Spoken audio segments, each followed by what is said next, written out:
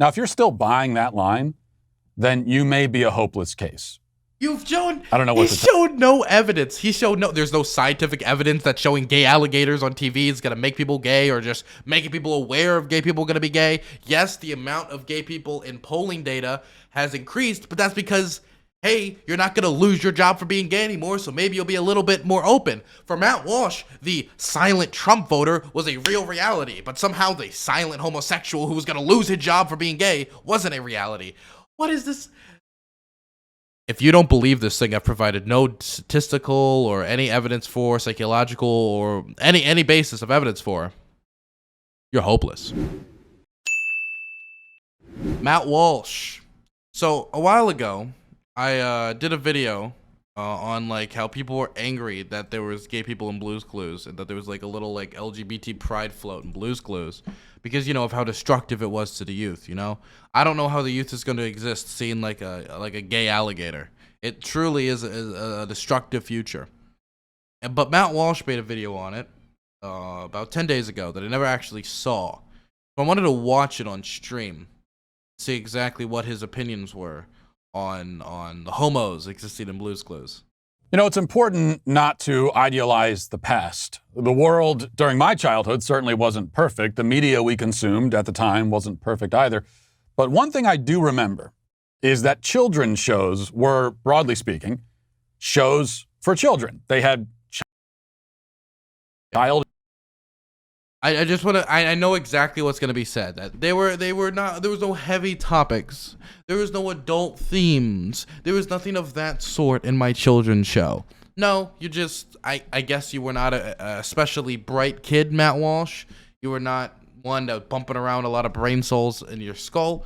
But if you watched Mr. Rogers, he did a segment on 9/11. He did segments on abuse. He did segments on divorce. He did segments on extremely heavy topics. He did subjects after very, very important historical events happened, like assassinations or riots. He would do sections on that. Why? Because whether you like it or not, children see the world. You can do your best to shield your child from the world, but you can only do so much. If you were a kid alive during the civil rights movement, no matter how much you tried to keep them out of that political conversation, they're going to see protests, riots, abuse of protesters on TV. They're going to have questions. They're going to starting to think about these topics.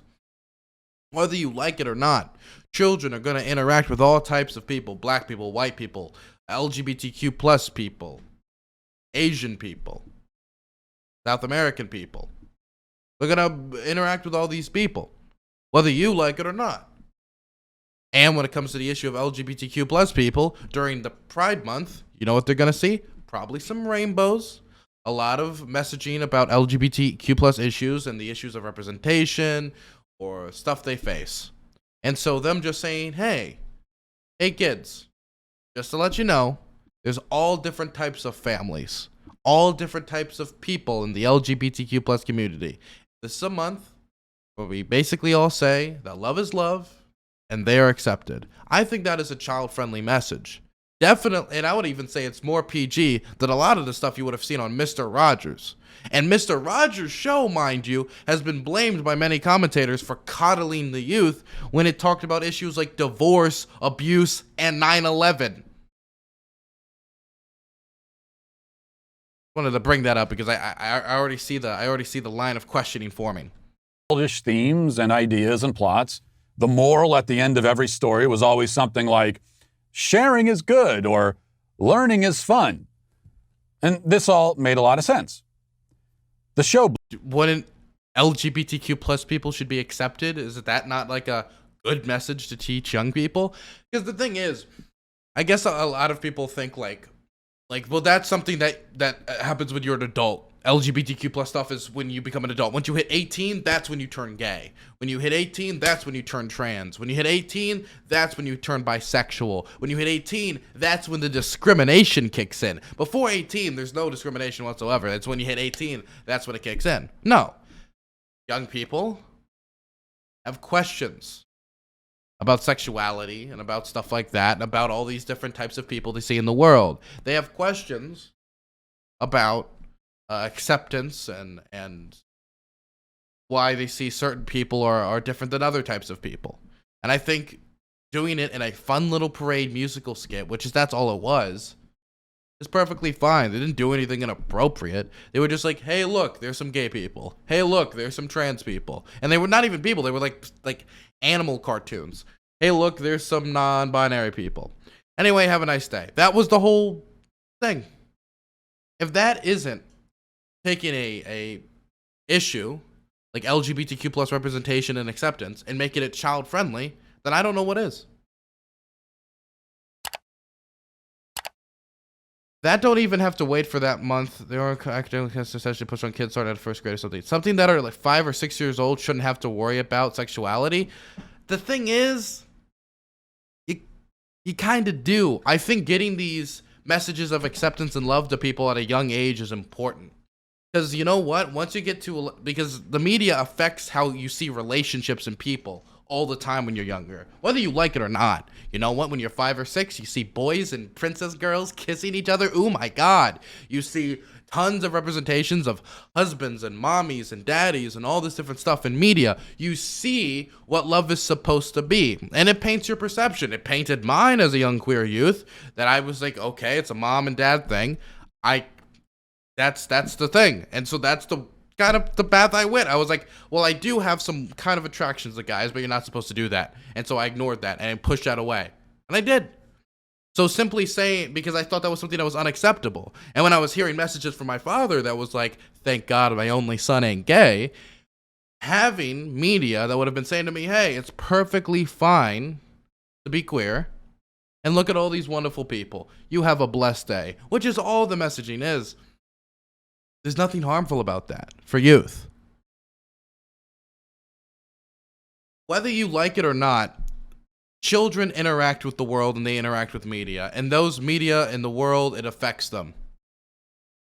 And so, since that does affect them, I think trying to introduce topics in the most responsible way possible is a smart idea.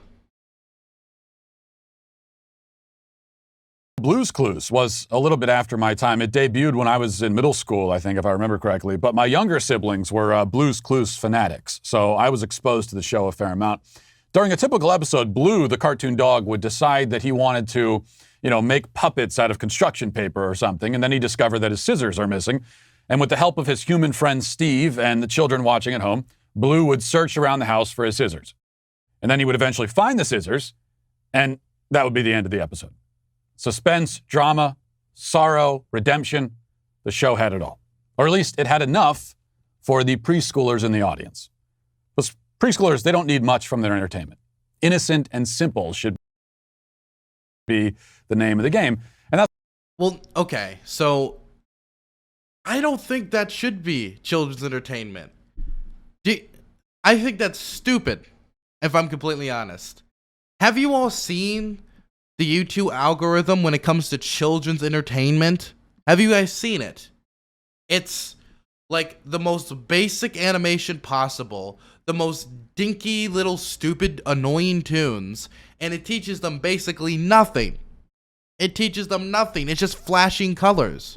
These young years of a child's life is some of the most important for educational development. It's important to get kids reading at a young age. It's important to have certain messages taught to them at a young age because they're more susceptible to being taught and learning and starting that path of education. That's why you don't wait till people are 12 or 13 to read. You try to teach them, introduce them to reading at an extremely young age. I remember being like 3, 4, 5 years old, having my grandmother read to me Green Eggs and Ham, because they wanted me to go on that path to good childhood educational development.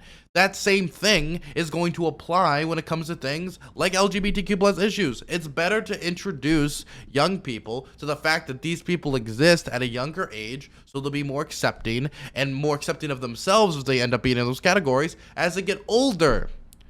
And the thing is, you can say, oh my God, this is so different than the past. In the past, it was simple. We just treated kids like they were dumb animals, and I'm sick of now we're treating them like they actually are impacted by the world. Well, thankfully, we've had more research and childhood development on educating children. And number two, We didn't treat them like they were dumb animals. We actually treated them like they had a modicum of intelligence, or at least the best people in childhood education did not treat them like they were dumb animals. They treated them like they had a modicum of an actual brain cell. Again, Mr. Rogers famously trying to break down racial barriers by being in that pool with the black person and talking issues with the black police officer. He tackled these issues responsibly in a good manner and tried to make sure that children felt somewhat cared about on his program. And you know what? It was one of the most successful children's television shows in the history of American children entertainment. In the history of it. We all know who Mr. Rogers is, and basically no one has a negative opinion on the man.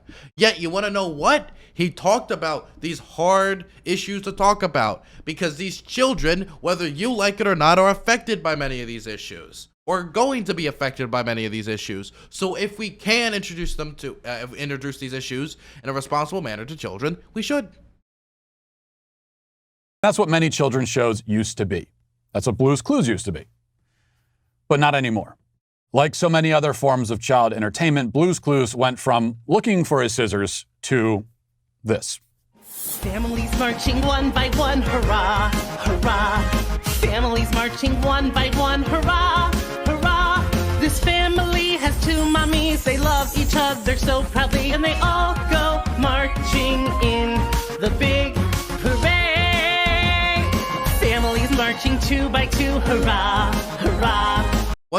This is terrifying, guys. I can't watch it. Will children be able to comprehend a bear wearing a rainbow shirt and saying like, oh, LGBT people are fine? It's too terrifying to introduce to children. This is too much. This is way too much. It's too much from Matt. It's too much for Matt. But you know what? Mr. Rogers' divorce. Because my mom and dad got a divorce and I don't think they love each other anymore. But I know my daddy loves me and my mommy loves me too. But they don't love each other anymore? Sometimes they used to have terrible fights. What about? All kinds of things. I'll bet it feels awful. Sometimes. SJW cuck, Mr. Rogers trying to introduce this terrible, terrible, terrible, terrible messaging to youth. You know what he should be doing? Saying this is blue, this is red, woo, and then that's it. That's all the youth need to know because it's all they interact with, apparently. We've been talking about serious issues in child entertainment for a long time. The question is, how do you do it responsibly? And nothing Blue's Clues did was irresponsible there. Families marching two by two, hurrah, hurrah. This family has two daddies, they love each other so proudly, and they all go marching in the big parade. Come on, friends. Families marching three. Okay, you don't need to show the whole thing, okay? We get it. We get it. Yes, a non-binary disabled dolphin. Is that okay? And you know what? Disabled people exist in the world. You know what? Non-binary people exist in the world. Whether you like it or not, they do. Just like whether you like it or not, divorce exists in the world. Abuse exists in the world. And trying to teach children how to responsibly deal with these things, understand these things when it comes to how children understand these things, nothing's wrong with that. I hope you notice the Black Lives Matter fist on the microphones. They really jammed it all in there. Yes, that is a pride parade featured on a recent episode of the show Blue's Clues, a show which, again, is targeted specifically at children aged 3 to 5. The person singing is a man named Andrew Levitt, who goes by Nina West when he's on stage as a drag queen. And this is apparently not the first time that Blue's Clues has delved into LGBT propaganda. They recently released... Propaganda? What? Propaganda? By just being like, let's accept LGBT people as propaganda. Anything that doesn't say, like, they're dirty queers or doesn't talk about LGBT people at all is propaganda. Just like Mr. Rogers releasing, like, divorce propaganda. Like, anything, just, like, informing children of gay people's existence as propaganda? Okay, if it is, then it's good propaganda. Like, we're introducing pro-math propaganda to our children at schools. We're introducing pro-reading propaganda to our children in childhood entertainment through telling them to read and write. We're releasing pro-healthy eating propaganda to our children and things like Lazy Town. Like, what do you mean? If it's a good message to teach children, then what's the problem?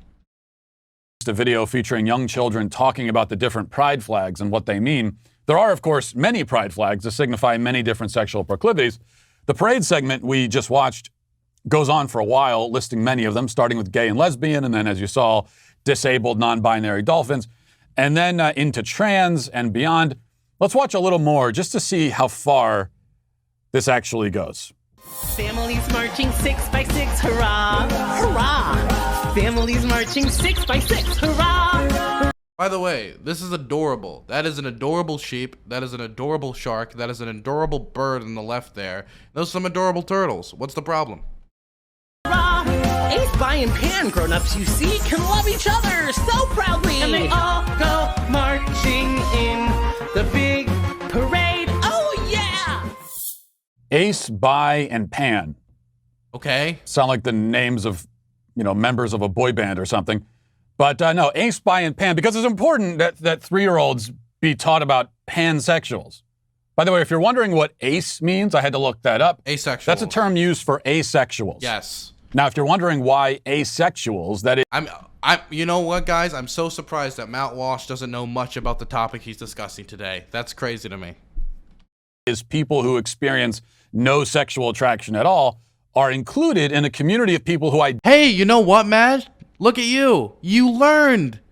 So the show served its purpose. You learned about a group of people you didn't know about before. Congratulations. Identify themselves by their attraction to other people, and why anyone would be proud of not being attracted to other humans anyway. Well, that I can't really explain. Well, the reason why we're proud is because we've historically been lynched, killed, shot, banned, forced from government jobs. They tried to ban us from being teachers. If you know anything, the lavender purges of government where gay officials in the government were kicked out because they were scared that the Soviets would use them as spies and plants, and many people thought homosexuals were really just Soviet sympathizers. And in a history of that, there's a lot of shame attached to being gay. There's a lot of shame attached to being trans. There's a lot of shame attached to being part of the LGBTQ plus community. And so, to counter that, we tried to feel prideful of being who we are. Like, we shouldn't be ashamed. We shouldn't be ashamed. In a perfect world, we wouldn't even have pride parades. You want to know why? Because there would be no purpose to having pride parades. Because the purpose of pride parades is to help increase the acceptance of our community and to, spread awareness of it. But in a perfect world where everybody left us alone, didn't try to pass anti-discrimination, and we didn't have these issues that the LGBTQ plus community faces now, there wouldn't be pride parades and we wouldn't have no purpose in it. The purpose of feeling prideful in these things is to counter a history of shame. Shame that I've felt and many other people have felt. Lynched? Yes. Gay people have been lynched. Gay people have been lynched in the United States of America. Gay people have been tied to the backs of trucks and dragged through streets until they're dead as their skin just grinds against the street. Gay people have been lynched in this country 100%. Yes. Gay people are still lynched around the world. All I can say is that the LGBT umbrella has become more like a mushroom, growing and growing until it has reached now a point where it's defined not by what it is, but by what it isn't. The only similarity between an asexual, someone who isn't attracted to anybody, and a pansexual, someone who's attracted to everybody, is that neither are heterosexual. The point of pride for LGBT people these days seems to simply be that they aren't straight. The purpose of pride, as I've said, isn't just because we're going around and said, we're not straight, we're better than you, haha. That's not the purpose. Or the purpose isn't because we particularly care about not being straight, like when it comes to we're better or we want to shove it in everybody's face. It's because we're trying to counter a history of discrimination, hatred, and everything else that is shoved down our throats from the day we're born. Something I was raised around, something many other people were raised around. When I was born in this country, I wasn't allowed to marry who I wanted. To this day, my taxpayer dollars go to adoption centers that wouldn't adopt me. My taxpayer dollars go to schools that would never allow me in because of who I am. And even the Biden administration and his Justice Department is defending those schools and government funding going to those schools and anti-discrimination lawsuits against those schools by multiple LGBT people.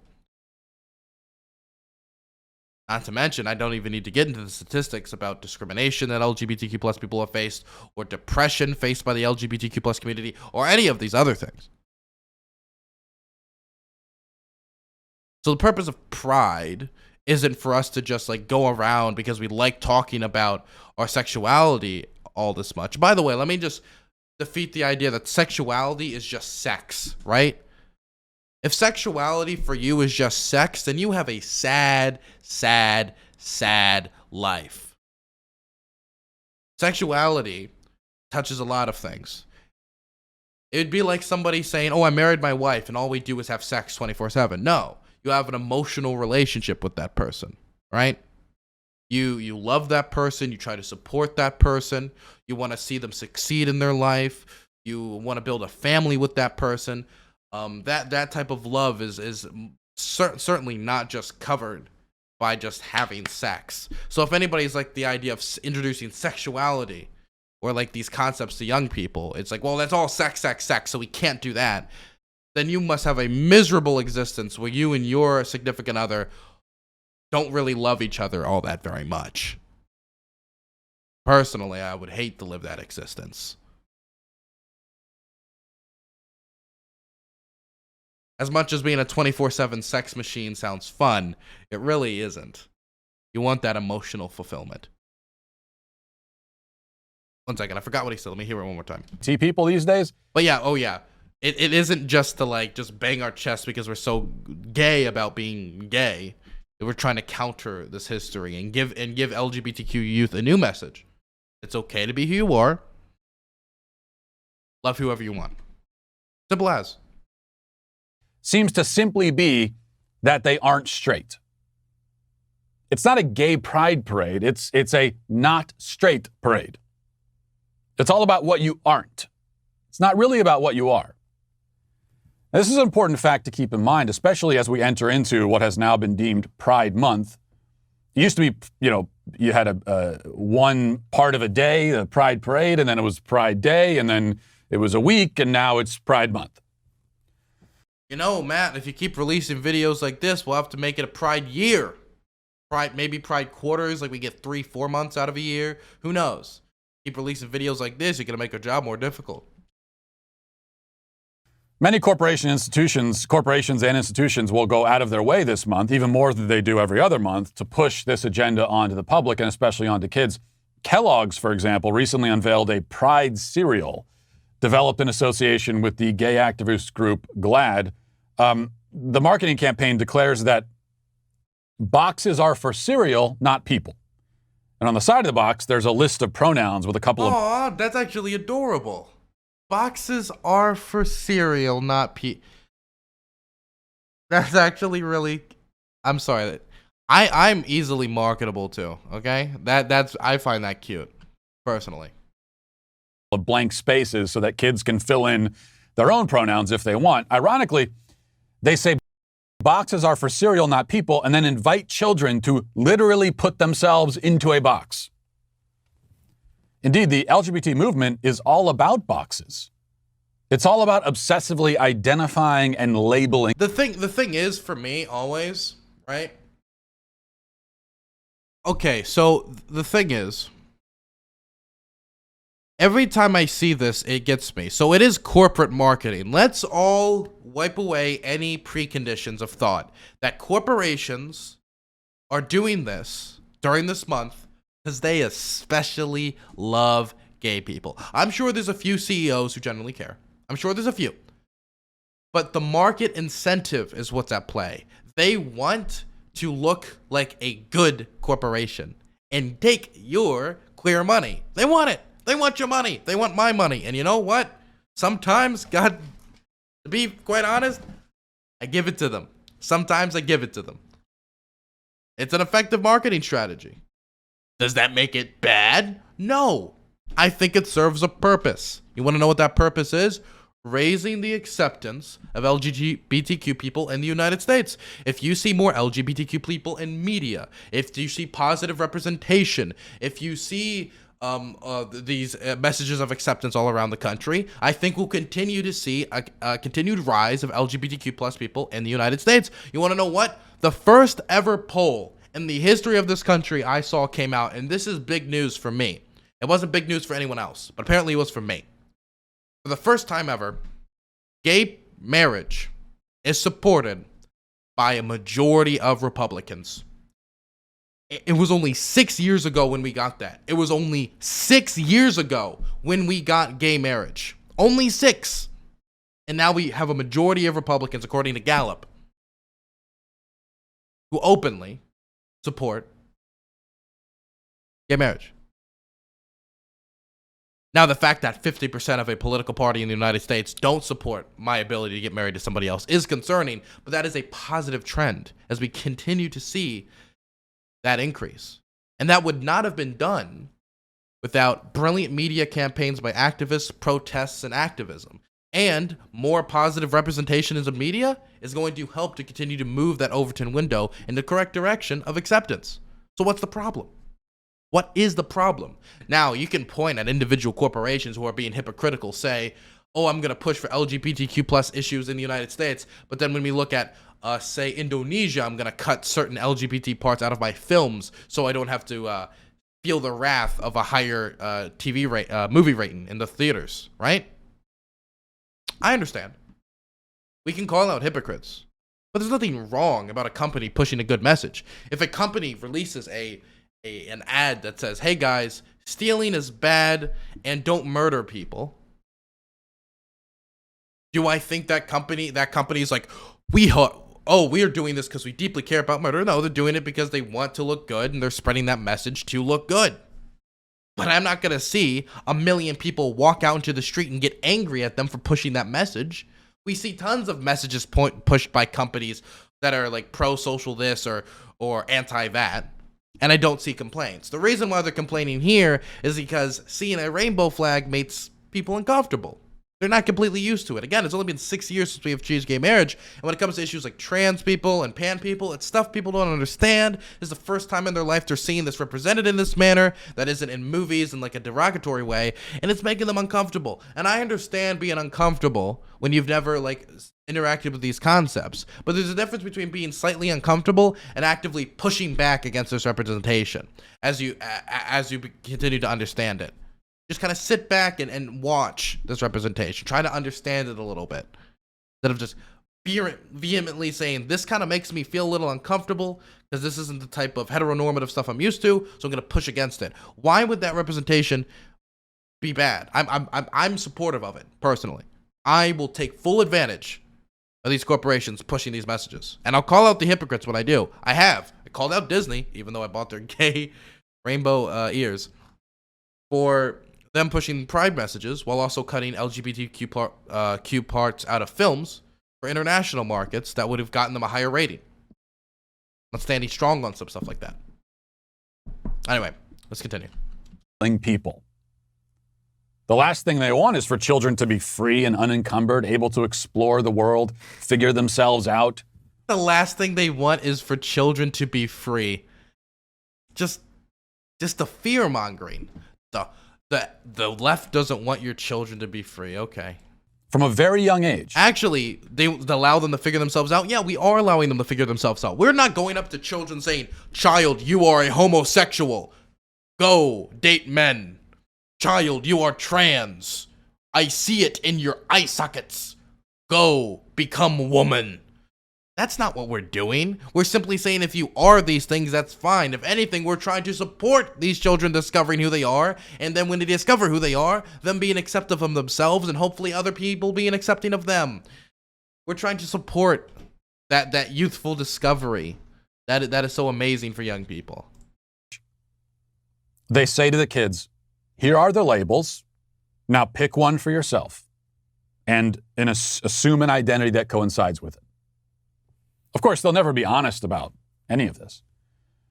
The fact The absolutely undeniable, indisputable fact, which is staring us right in the face, is that the cultural powers that be really desperately want your kid to be gay or trans or some variation thereof. What? And they are going to do what they can to make that happen. What? We don't want your kids to be gay. What are you talking about? We're not trying to make them gay. Thing is, gay people are going to exist whether you like it or not, Matt. Scientifically, they're just produced. Even in the most homophobic regimes in history, like Adolf Hitler's, or Mussolini's, or Francisco Franco's, or any of them. Even in the most homophobic regimes in history, gay people still existed. It's just people are being more open about who they are now. People are trying to be more accepting towards that, and that's why you're seeing it more. It's not that we're multiplying. It's that they were always there. They were just less accepting of who they were out of fear of repercussions from the government. Because if the government says, if you're a homosexual, you're a communist, you're probably not going to be in the middle of the street saying, hey, everybody, I'm a homosexual, or being open about it at all. Gonna make people gay. Chat, 1 second. I just made 6 or 7 of you guys in chat gay. Gotcha. Sorry, Matt, you're not gonna stop me. We're not trying to make people gay. We're just trying to make it so the people who are accepted.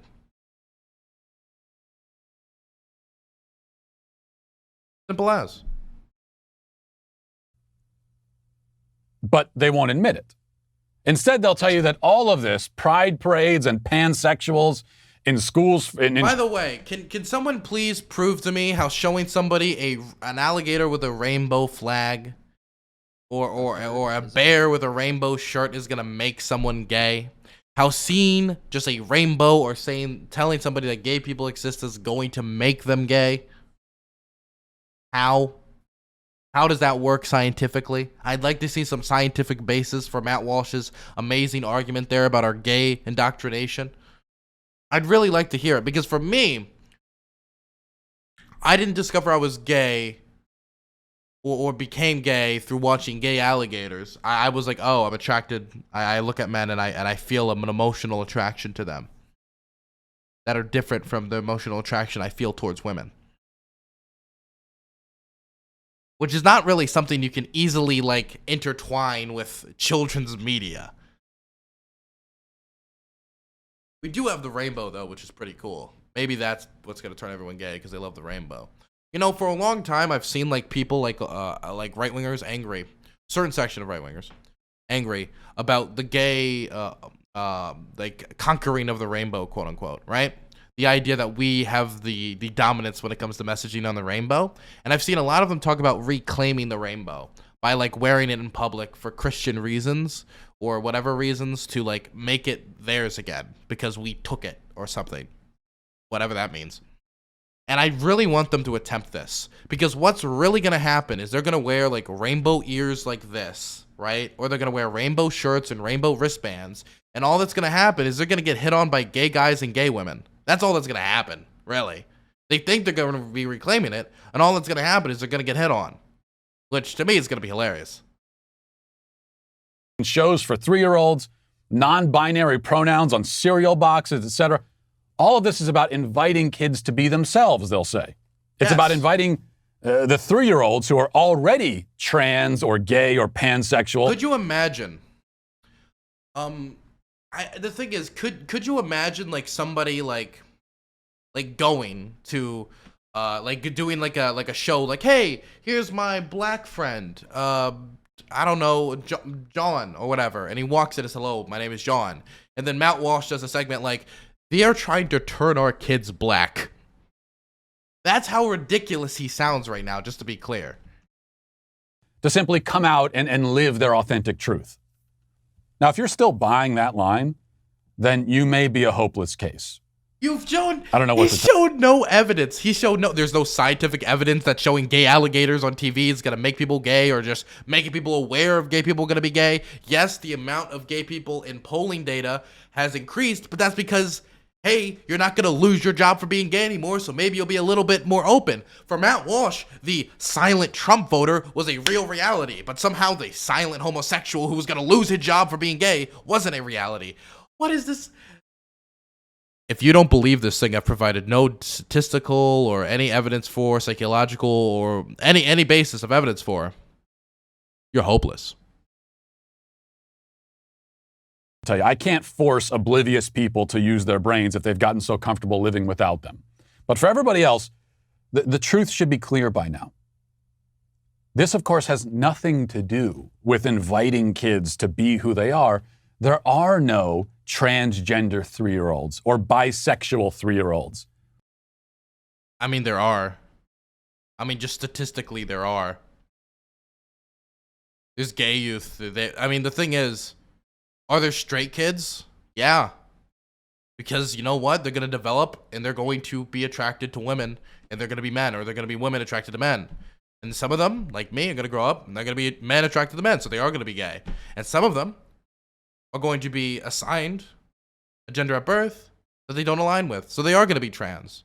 So you know what? There are. They're going to face those as they get older. And many of these things and hints, they're going to start to feel younger on. Definitely when it comes to gender dysphoria, they're going to feel younger on. That in particular, that's the worst example he could have used. Because you can see hints of gender dysphoria at a very, very young age. The thing is, I can remember media when I was younger. Consuming media.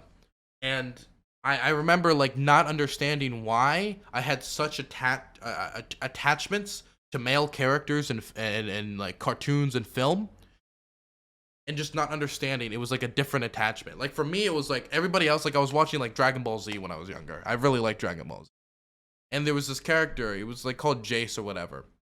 And the thing is, for me, like everybody else was like, yeah, fight, and I was like, yeah, fight. And afterwards, I want the good guys to like have Jace and take him to their place and like hopefully give him some soup and like bandage his wounds. And maybe they sit around a fire and like drink some hot chocolate and, you know, talk a little bit about I had no clue why I wanted that to happen.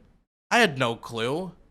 But that was me wanting to see like an emotionally homosexual, homoromantic relationship in film at a young age. It was really gay. And I didn't understand it, but that was really, really gay. Or pansexual 3-year-olds. 3-year-olds are not concerned with expressing their sexual identities. And the thing is, if he thinks it's a thing that like, well, at this age they're not this, then I could be like, okay, then children shouldn't be taught what a cop is. Children shouldn't be taught what a firefighter is. Children shouldn't be taught what anything is, because when they get older, they may evolve into one of these professions. So therefore, we shouldn't introduce them to jobs either, or anything that is going to be stuff that affects their life at an older age. This makes no sense to me. Mostly because they don't have a sexual identity at that age. They're concerned mostly with eating snacks and running around without their shoes on and playing with their toys. If we wanted to help them live their truth, quote unquote. Again, children are really not as stupid as you think. And they interact and see the world around them. And as they get older, they will interact and see the world around them as well. And you want to know what? Early childhood development education is one of the most important times to teach children concepts like reading and other stuff. It just isn't true that like children's media should just be like flashy colors. That's just gonna rot their brains, man. I thought the conservatives were the ones that were against rotting children's brains, personally. That's the truth. We would help them live. This hypersexualization, this incessant propagandizing is rather about... There was nothing hypersexual about that. They were. I don't know if Matt Walsh was looking at those alligators and bears in a different way than I was, but there was nothing hypersexual about that Pride Parade. Introducing a new, quote, truth. It's about turning them into something that they would not otherwise be. And as we already covered, the identity that our most powerful cultural institutions want a child to adopt is a negative identity. The message to the child is simple. In a way, it's simple. Be what you want to be. Be who you want to be, but don't be straight. Don't be, quote, cisgender. Don't adopt any values or worldviews or ideas that your grandparents may have held. So be whoever you want to be, just not that. Here are your boxes. There are a lot of boxes, but you have to choose one, and choose it early, and find your identity and your purpose in it. Wait, it didn't say you have to choose it early. They're just saying like, hey, these people exist. No one's saying, okay, today you have to decide, are you gay, you trans, you bi, or you hetero? Like, nobody's like leading them, like taking out a knife and like pointing at the children, tell me your sexuality. Nobody's doing that. They come to it themselves. We're just making sure they feel accepted as they come into it. That's all. We don't have a gay sorting hat that we put on everybody's head and fucking puts them in like Hufflepuff or Slytherin or whatever, but it's homos or queers. That's not how that works. It's gender day. Choose one. Exactly. Yeah, we don't do that. I have no clue what he's talking about. I never had to interact with that in school. That's the message. Though the people spreading that message will never be honest about it. Well, I hope you enjoyed that clip. Sadly, I did not, Matt. What is this? The pedophilia scandal in the Catholic Church is not a pedophile scandal. The vast majority of victims are post-pubescent teens and young men. The real problem in the church that everyone sees and will say out loud: gay priests. The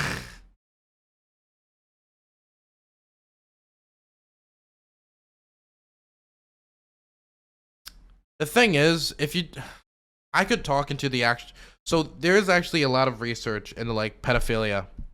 And the thing is, when you think of a homosexual man, someone who molests children, 90% of the time can actually not really be listed as a homosexual man. It has to do with, number one, like power dynamics, and number two, their attraction to children, not grown men. So therefore, it's not even like homosexual. God, I don't even want to. Look, I'm sorry, but this shit pisses me off.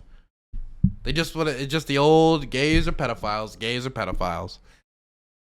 I wish I was more surprised.